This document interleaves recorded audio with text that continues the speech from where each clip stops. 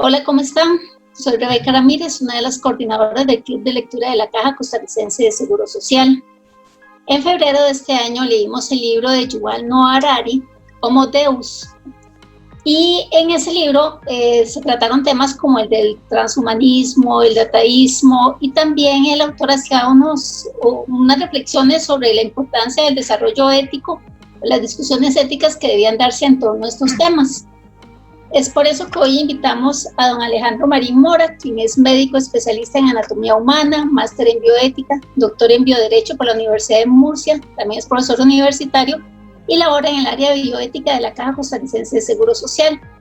Él también es miembro del Centro de Estudios de Bioderecho de la Universidad de Murcia.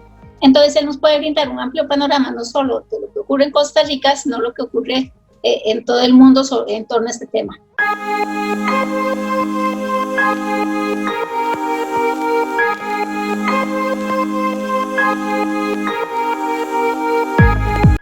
Muchas gracias por estar con nosotros, don Alejandro. No, con mucho gusto a ustedes por la invitación. Bueno, cuando leímos el libro de Yuval Noah Harari, incluso es el segundo que leemos de él, nos ha encantado su forma de abordar la historia y no solo eso, sino su visión hacia el futuro. Entonces quedamos encantados con estos temas del transhumanismo, del desarrollo de la ciencia, los avances científicos y más ahora en tiempos de pandemia, donde muchas compañías farmacéuticas y muchas empresas están tratando de hallar una cura una vacuna para este virus. Nos surgen muchas dudas en torno al tema. Digamos, Costa Rica o el mundo está preparado ética y jurídicamente para estos fenómenos, para el desarrollo científico que se está dando. No, en realidad ningún país tiene un desarrollo. Voy a empezar de lo jurídico a lo ético.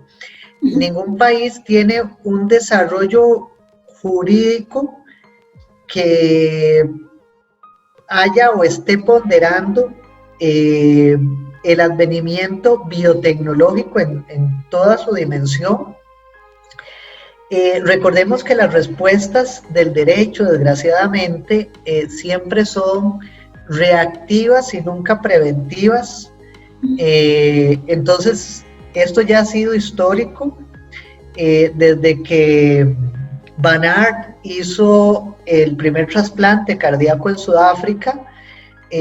Fue hasta un año después que el comité ético de la Universidad de Harvard empezó se replanteó lo que era la muerte y cuándo se moría uno, si cuando se apagaba el corazón o la muerte neurológica, que el tallo cerebral.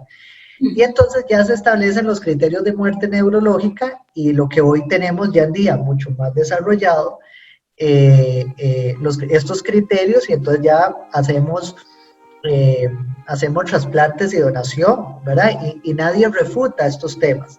Claro, obviamente, pero las leyes vienen después, ¿verdad? Alguien hace algo y después nos ponemos a pensar qué sucede con eso.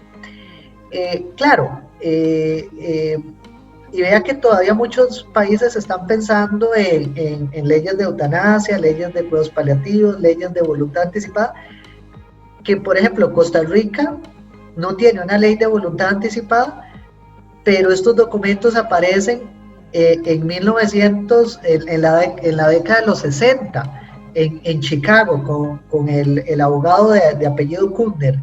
Entonces, y todavía Latinoamérica carece de toda de esos documentos, de leyes que regulen eso.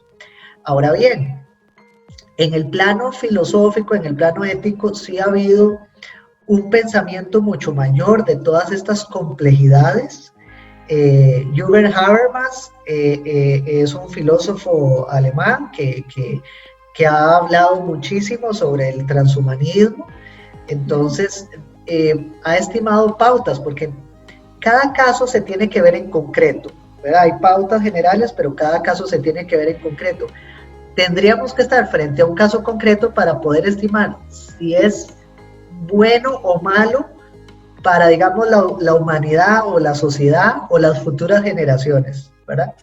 Entonces, digamos que en la ética sí vamos más adelantados, Pero, por ejemplo, Costa Rica no tiene un observatorio de bioética que mire hacia el futuro y que diga, bueno, este es el escenario futuro que vamos a tener, entonces, por lo tanto, no se plantean posibles soluciones, ¿verdad? Sino que nos basamos en autores externos. Incluso aquí cada vez que hay un tema serio que tiene relación con esos avances tecnológicos, bueno, en la medicina y en la tecnología, y tiene redundancias en la ética, siempre se forma un alboroto y prefieren evitarse esas discusiones, sí. Porque hay posiciones muy encontradas, pareciera. Sí, desgraciadamente muchos de estos temas se terminan polarizando, y aquí yo utilizo a un autor de apellido Rawls, que él habla de, bueno, obviamente está la ética la ética de mínimos, pero él habla más bien de una ética civil, y es muy interesante, y a veces otro que es muy tajante, muy duro en sus perspectivas, por ejemplo, Peter Singer, dice que debería de opinar quien tenga mejor criterio para hacerlo. Entonces, llegaría uno al punto, por ejemplo, de ser un diputado y decir, bueno, sobre este tema no podría y me voy a apartar para no obstaculizarlo. Entonces uno dice, bueno, ¿y el principio de participación democrática dónde queda? Bueno, pero ¿hasta dónde deberíamos de permitir que la ignorancia permee o obstaculice las decisiones?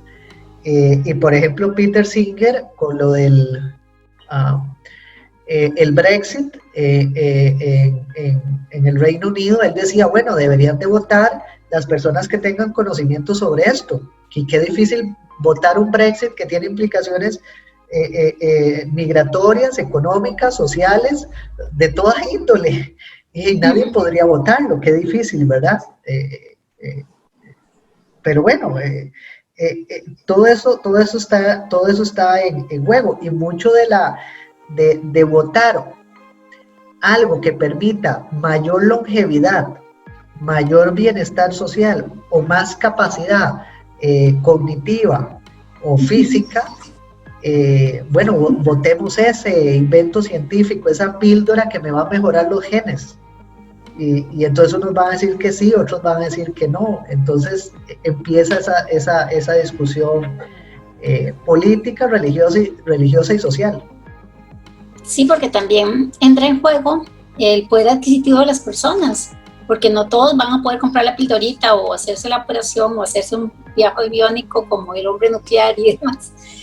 Son pocos los que van a poder acceder a eso, y eso va a empobrecer más a las personas que no tengan esas capacidades desarrolladas mediante la tecnología. Es como dividir más a la sociedad. Totalmente de acuerdo. Muchos de estos advenimientos científicos que ya hoy en día están acá. Hace poco, bueno, me podrán corregir, tal vez no preciso el dato, pero por ejemplo, la hormona de crecimiento, que la tiene la caja, para ciertos casos muy específicos, yo podría adquirirla yo no recuerdo si costaba $3,000, $4,000, que no deja de ser, bueno, y no recuerdo si es solo un esquema o varios, ya eso lo sabrán los especialistas, pero bueno, ¿cuánto podría yo hacer con hormona de crecimiento? Todo el colágeno, la elastina, la masa muscular. Bueno, si usted tiene los medios, bueno, y eso me permitiría estar mejor y enfrentar, por ejemplo, una situación como ahora la de pandemia, estar mejor preparado, quien pueda ponerse multivitamínicos y tal, ¿verdad? Bueno, ya aquí también entraría la medicina basada en la evidencia a ver si eso sirve o no, pero bueno, ¿cómo me puedo preparar yo mejor, que tengo más recursos, ante eso? El acceso, la accesibilidad, la oportunidad para accesar a un servicio siempre es razón del principio de justicia distributiva, de equidad, y hay que tenerlo muy, muy presente. Y eso ya está, ¿verdad? Hay parejas que pueden tener hoy una malformación congénita su feto y toman un avión, bueno, ahorita no se puede, pero toman un avión y van a Ciudad de México, a California, como es sabido que lo han hecho, a Uruguay, y regresan y pues tienen el aborto por esta causal de malformación congénita incompatible con la vida extrauterina, mientras que otras personas como Aurora o el caso de AN que nos tienen demandados en la Corte Interamericana no tuvieron acceso, oportunidad a acceder a ese servicio, ¿verdad?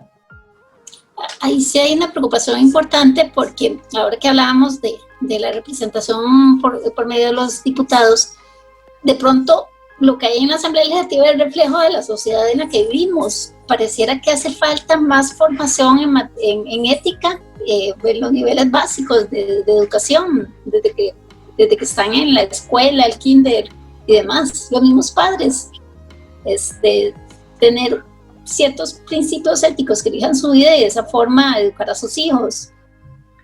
Totalmente de acuerdo. Usted recuerda la buena noticia que se vivió en España hace, no sé, yo estaba estudiando allá y, no sé, hace 2 o 3 años, y ya oí el alboroto en la universidad, y yo, ¿qué pasa? Una muy buena noticia, ya van a volver a las aulas de la secundaria, nuestro colegio aquí, lo que llamamos el colegio, la secundaria, el high school, lo que sea, las clases de filosofía que se había suspendido años atrás, yo no sabía, ¿verdad? Y mi profesor de filosofía estaba muy feliz y dijo, eso es muy importante. Le digo, no, eso no se discute, eso es claro que yo le digo, yo no sabía que habían quitado filosofía de los colegios. Todavía el partido radical, para mí radical, otros dirán que no, Vox en España, en Murcia y en otras comunidades autónomas estaba promoviendo el PIN parenteral. O sea, el famoso a mis hijos los educo yo. Entonces mandaban una nota a la escuela, al colegio, diciendo que no querían clases, unas clases de educación cívica y de sexualidad y demás, ¿verdad? Y el Supremo, si no mal recuerdo, el Supremo les dijo que no, que el Estado tenía que garantizar ciertos niveles de educación en ciertas áreas. Entonces, eso del famoso PIN parenteral que promovió este partido en Murcia y otras comunidades se vino abajo. Y me parece bien. Ahora, claro, hay que revisar qué programas educativos se le dan a la gente, a los niños, por supuesto. Porque a veces no sabemos si realmente van mensajes subliminales, llamémoslo así, en esos, pero si realmente, por ejemplo, 2 o 3 universidades públicas o privadas revisan los contenidos educativos por pares, como hace una revista, y dicen, no, sí, la verdad es que no hay mensajes políticos, ideológicos, entonces no hay mayor problema. Pero sí, definitivamente vamos a lo que dice Rawls, nuestros políticos, y yo creo que como sociedad, y digamos, termino ya esta intervención, este corte, tenemos que evolucionar y exigir que los diputados y ciertos ministros, diputados y ciertos puestos de elección tengan un nivel mínimo de educación, ¿verdad? Y yo ahí sí me alío con Peter Singer de que hay que exigirles un nivel de educación ya a ciertos alcaldes y otros representantes. Pasemos al tema del dataísmo. Ahora estaba leyendo una nota esta mañana en el periódico que decía que se han disparado la venta de relojes inteligentes que van midiendo las pulsaciones y qué sé yo más. Las compañías estas se la pasan tomando nuestros datos y nosotros les pagamos por eso. Y a partir de esa información que reciben, inventan muchos dispositivos que luego nos vuelven a vender. ¿Cómo podemos asegurar desde la parte del derecho o de la ética que el ser humano reciba, o la persona que está dando sus datos reciba un beneficio por eso. Bueno, mire, mi opinión con el Big Data, las bases de datos, datos genéticos, datos sanitarios, es que sinceramente, y tal vez suene pesimista, esto ya está descontrolado. Ya, yo creo que ya no podemos hacer, a ver, ¿cómo decirlo que no se me malinterprete? Yo creo que ya no podemos hacer más. El tren ya no es un tren de carbón, ya es un tren bala que va a una velocidad que es muy difícil de tener. ¿A qué me refiero? Que obviamente tenemos que poner topes en materia de investigación biomédica para evitar la discriminación, como ya ha pasado, de que decir, bueno, que yo diga, bueno, exactamente en la dirección de mercadotecnia de tal empresa, todos los pacientes ahí son bipolares. No, es que ya ahí se puede generar una discriminación. Tener barreras contra los hackers y otros que nos invaden y tratan de vulnerar el EDUS para vender esos datos, como ya ha pasado en España, en Estados Unidos. De eso hay múltiples ejemplos.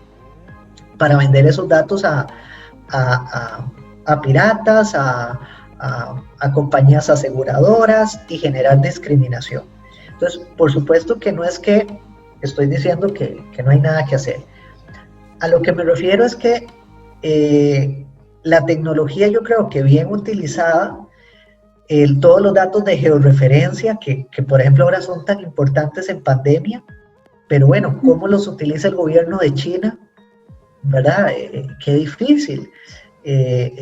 Bueno, son otra sociedad, legislados por otras leyes, etc. Pero ¿cuánto nos ayuda la georreferencia en casos de pandemia?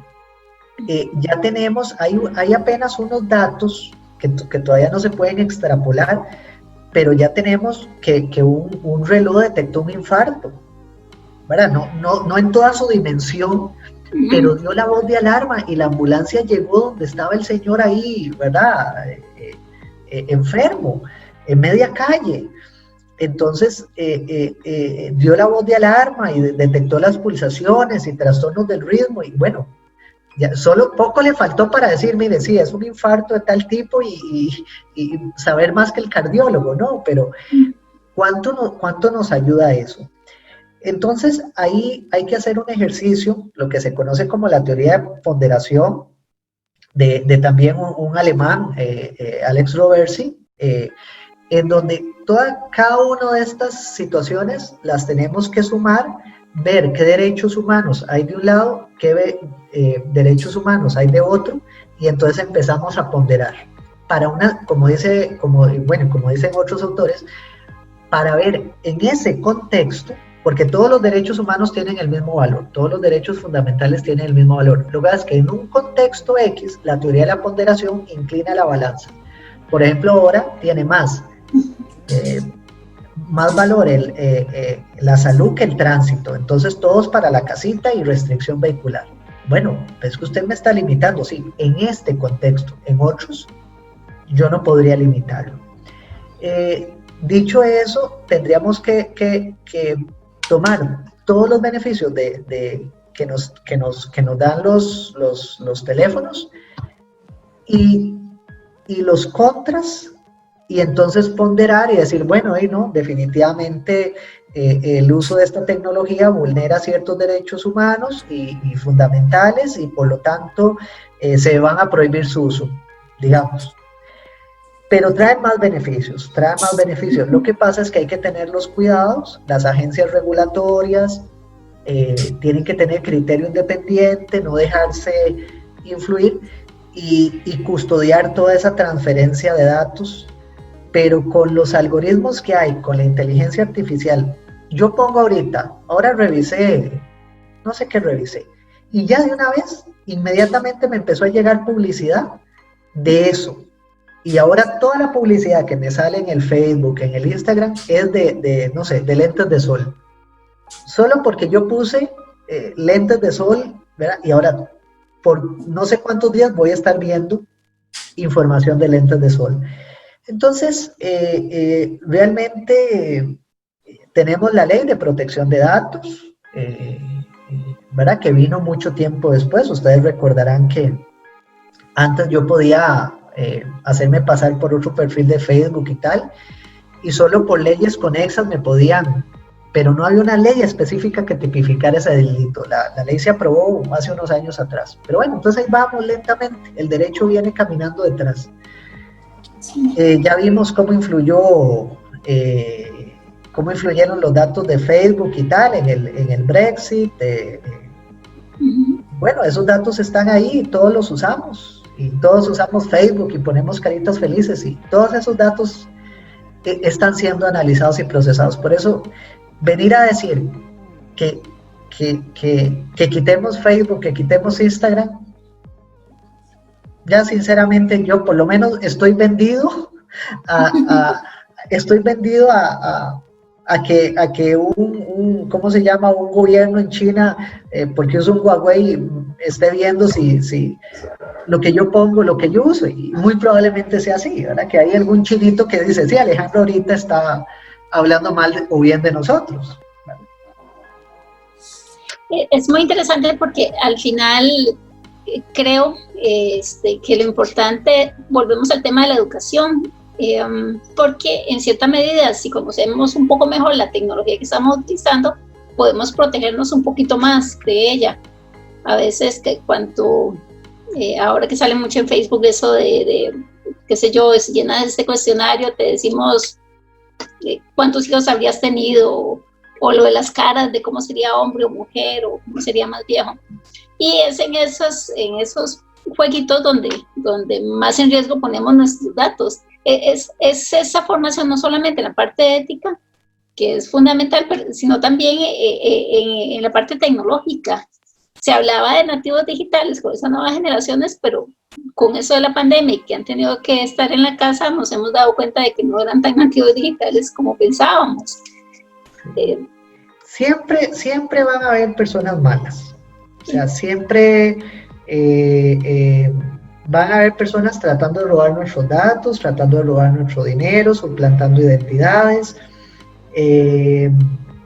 ¿verdad? Pero si ponderamos esos riesgos versus los beneficios de hacer transacciones online, sí, etcétera, yo recuerdo cuánta gente, recuerdo una vez que yo era un chiquillo y iba pasando por la calle y una señora llorando a la puerta del banco porque habían cerrado el banco y ese día tenía que pagar la casa y como no le dio tiempo ya iba para embargo. Entonces hoy yo me pregunto, bueno, esa señora hubiera hecho un clic y tal vez no hubiera perdido su casa, no sé en qué terminó la historia, yo era un crío, o sea, pero me dolió tanto. En mi niñez yo entendía que algo no estaba bien cuando esa señora golpeaba la puerta del banco.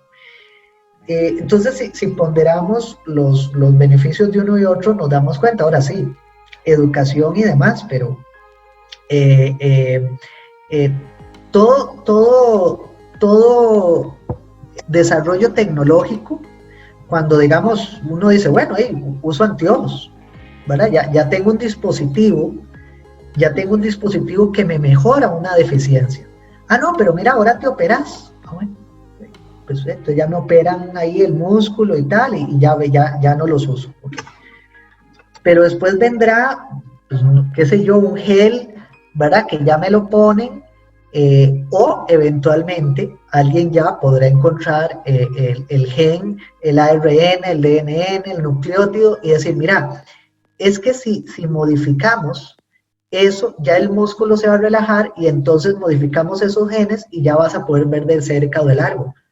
Hombre, pues adelante.